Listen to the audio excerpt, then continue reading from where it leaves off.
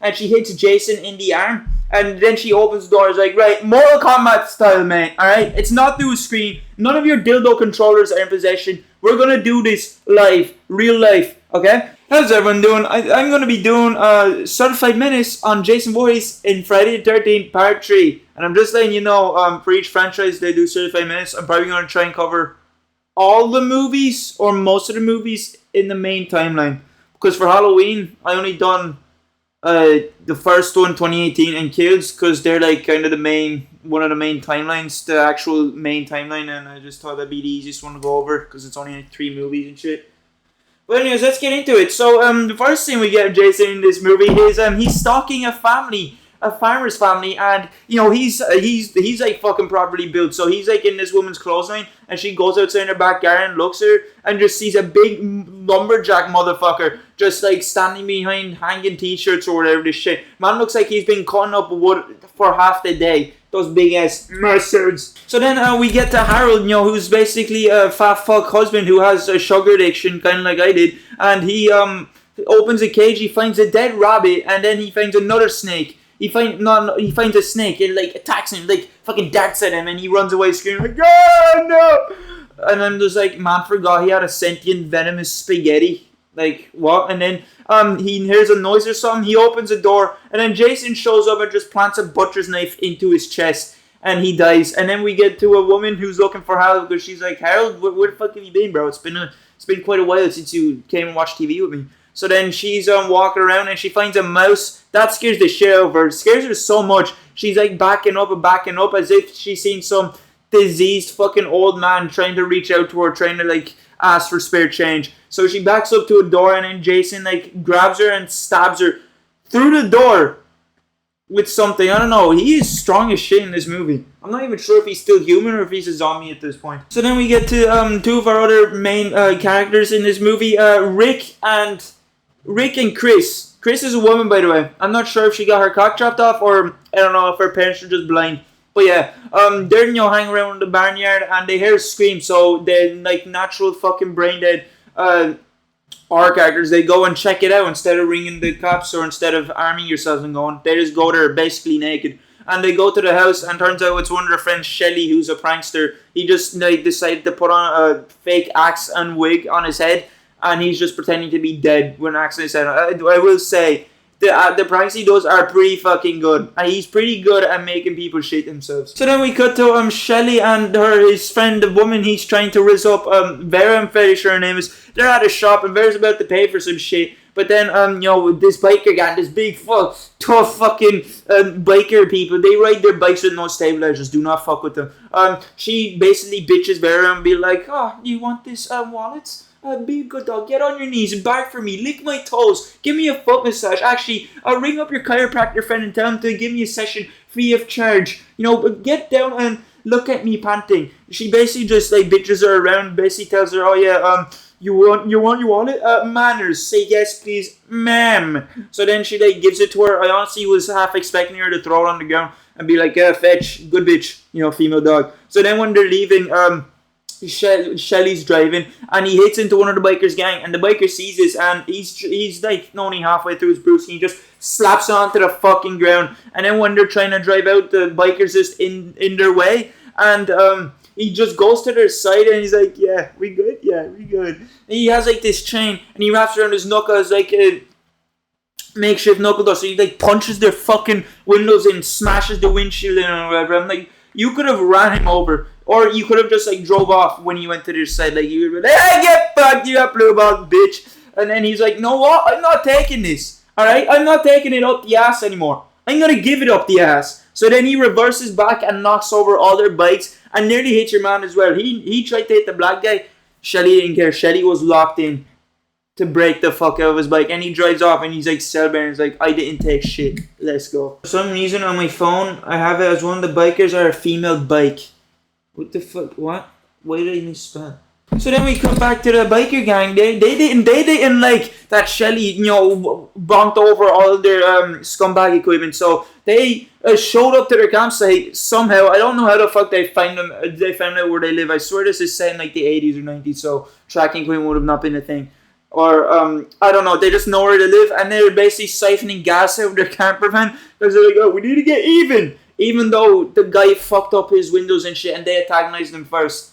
I say stupid ooga boonga homunculus brain up in here with some people, I swear. And then we get to this female biker's basically leader, and she checks out this barn, and she's just swinging around, just singing in the rain, swinging on a rope like she's at a playground, and the fucking. And then when there's another biker with her, he turns around and he looks back, and she's disappeared. She's done fucking done the Drax method. So he tries looking for her. He goes to the top floor of the farmhouse. He turns around and he sees the female biker. She's pinned to one of the wooden banisters. I don't fucking know what it's called. It's basically wooden plank. She's pinned to that with an axe, and he gets stabbed from behind with a pitchfork by Jason because Jason doesn't like it when bikers come by and swing on his shit, bro. He'll swing on you if you swing on his shit. Oh yeah, and then the black biker, he loves looking for them as well. I think his name is... Oh, well, the white biker's name was Loco. So the black biker goes looking for him. He finds him, but the body falls on top of him. And he finds a machete. And he also finds Jason, and he's there trying to have a duel. He literally says, oh shit! And he tries hitting him, but Jason didn't really care. He sort of just gave him one fucking nice fucking cross to the jaw, and he slapped onto the ground, and then Jason grabbed the machete and started chopping him up for fucking dinner, bro. He was chopping him up like he was making vegetable soup. He was going ham on him. So then we go back to Chris, who's telling his story about how she showed up home late because she's out getting fucked by her boyfriend Rick. Rick was giving her a hick, and her mom slapped her, which is the first time ever. So she runs out into the forest because like a little whiny bitch, like, oh, mommy slapped me, she didn't love me. Go fucking slap her back, man. Alright, put on the boxing gloves and beat the shit out of her. Let's do a WWE SmackDown. Let's do a fucking UFC Royal Rumble. What are you doing, bro? Fight for your dominance, yeah? So then she's just there crying in the trees, and that's when she came across Jason. Jason catches her and she drags her away, but turns out she woke up fighting in her bed. I don't know if Jason dragged her back to her room to just be like, here, I was just lonely. I just wanted a friend. So then we cut to Vera, who's the one that Shelly's trying to impress, and she's sitting by the dock, and Shelly's underwater, and she grabs Vera's leg, and he's like, hey, got you again. You thought got me on Aquatic P. Diddy. Yeah, nope, it was me. So then she gets pissed off at him, and she's sitting at the dock, and she drops her wallet. It's Shelly's wallet. She just never gave back to Shelly. Hey, Shelly, I'm going to rob your bank account. Yeah, this is where you should go with me, because I'm a gold digger. I'll not only suck you dry, I'll suck your bank account dry. So she drops it in the water. She's there trying to get it, and then Jason comes back, but she thinks it's Shelly again trying to prank her. So then they're just like, he's just there staring at her like a fucking light pole, and he whips out a harpoon gun and he shoots it right through her eye. And like, for an autistic deformed chap, he does have some pristine aim, like right through the eye. He got it with a harpoon gun. Fair play. So then we get to this other couple in the camp. It's Andy and Debbie. So they're after fucking. They're after doing that, and Debbie's taking a shower, and Andy goes to get her a beer, and he does this thing where he basically he has a talent for being a monkey. Basically, he's able to walk upside down. He handstands walks his way to the beer. I don't know why, he just finds it funny, I guess. I don't know. And Jason kills her while he's upside down. It's actually a pretty sick shot. He just aims his machete and just chops down on her. And then Marcy gets out of the shower and is lying on her hammock because that's what she has to a bed. Literally just like a fucking oversized blanket held by two ropes.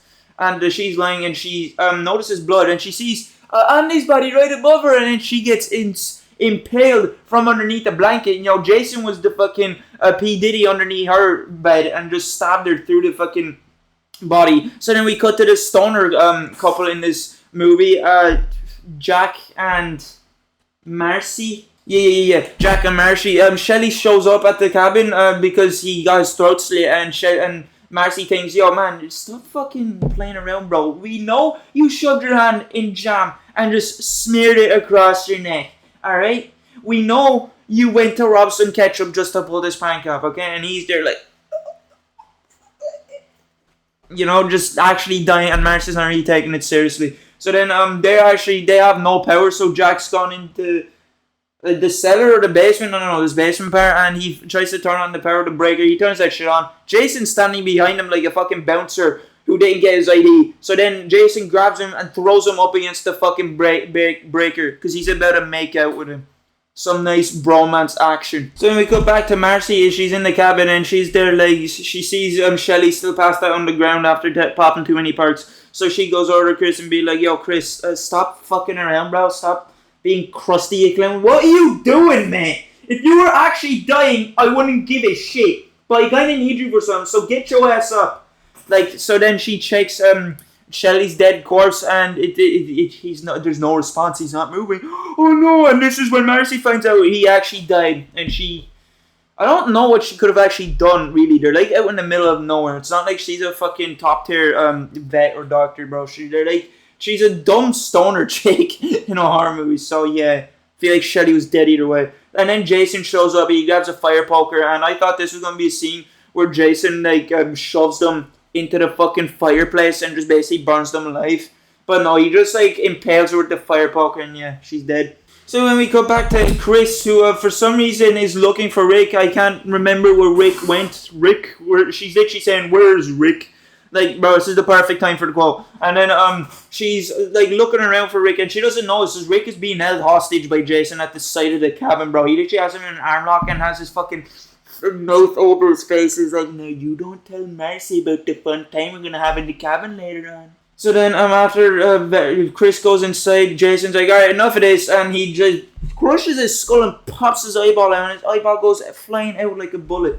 So then we cut back to Chris, who's inside, and she finds Loco's body, who's the white biker, who just, it falls next to her, and then she's in one of the rooms, and fucking Jason, he fucking lobs Rick's body through the window like a rugby ball. I'm like, bro, could have gone a fucking touchdown if he like played in rugby, like, you know. So then and then Jason also pops through the window. He's just like, surprise, daddy's home. And then she just runs upstairs and she does I guess she does something. She like knocks over a bookshelf just for a few bucks to go over Jason.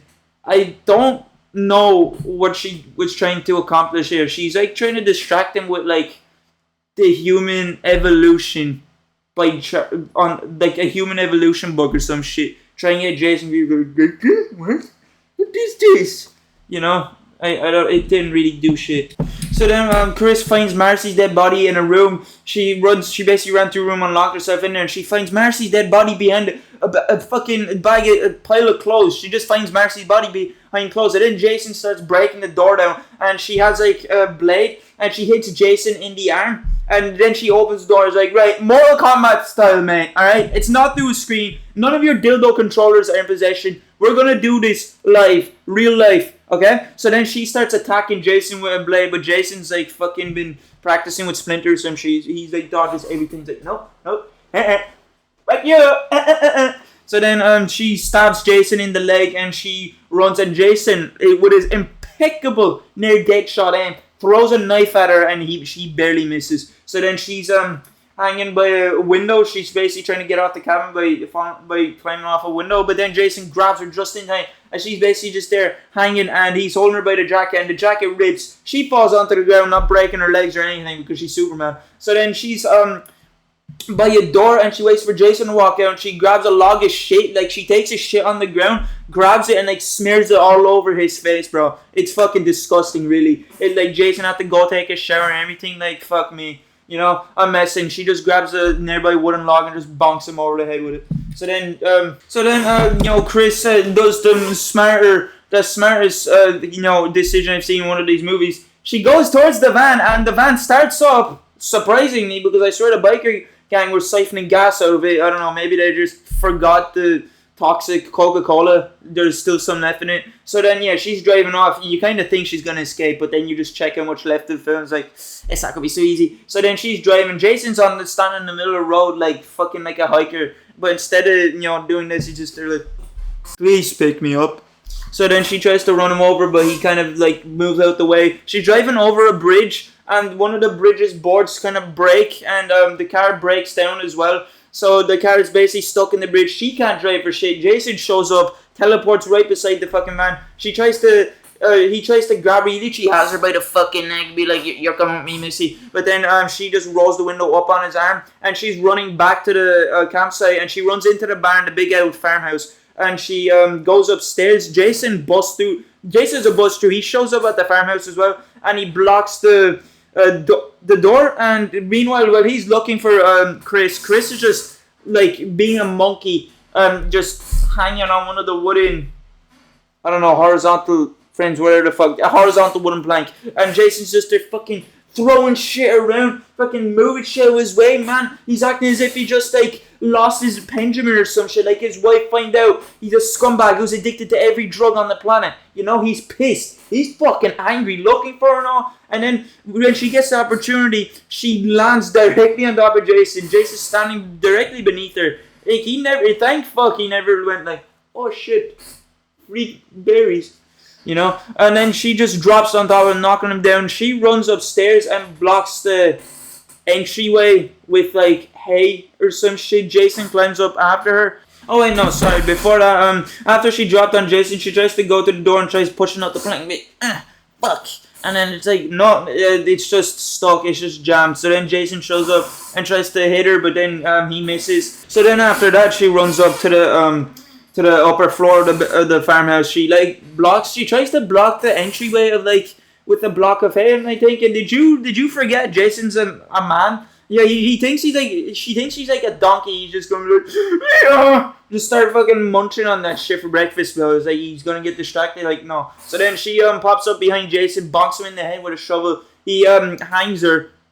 Logan Paul's gonna have a field day with this. So then she thinks Jason's dead and shit. He's there hanging, but then she goes to the entryway and Jason kind of looks at her and be like, "Hey, how's it going? I'm still alive." He frees herself, and then the black dude shows up from earlier. Remember the dude that was getting sliced and diced like onions? Yeah, he's still alive somehow. I don't know. So then he tries to attack Jason. He grabs her, and Jason just turns around, fucking gives her an amputation. It's like, your hand had frostbite, man. We have to get rid of it. So then while Jason's distracted, Chris grabs a nearby axe and hits Jason in the head. But then Jason sort of just like, he literally like rage with her. He's like trolling her. So then he just collapses. So then we cut to I keep saying so then so fucking often. We cut to a scene where Chris is in a canoe. She's just chilling in a canoe because our house blew up or some shit. She became homeless. She has to live out on the lakes. She's sailing in a canoe and she sees Jason in a window nearby. I'd say this is probably the freakiest scene to me ever because like seeing him without his mask, just all fucked up in the form, is pretty freaky and like creepy and just a bit unnerving. So then Jason runs out after her out of the house. He's running after her. She turns back. Jason disappeared, and then she gets grabbed from behind by Jason. Turns out I don't know what was happening because the next scene you get is she's traumatized. She's giggling and goofing, and she just gets driven away by the police. She's there like clearly traumatized. I'm thinking, was that a dream sequence? There's a lot of weird shit in these movies where like stuff happens and it's like, oh, fuck you, the fucking seeker's been pulled out of the magician's hat. It didn't happen. It was fake. So yeah, that was me doing Certified Menace and Jason Voorhees in the third Friday the 13th. Hope you did enjoy this video. See you later.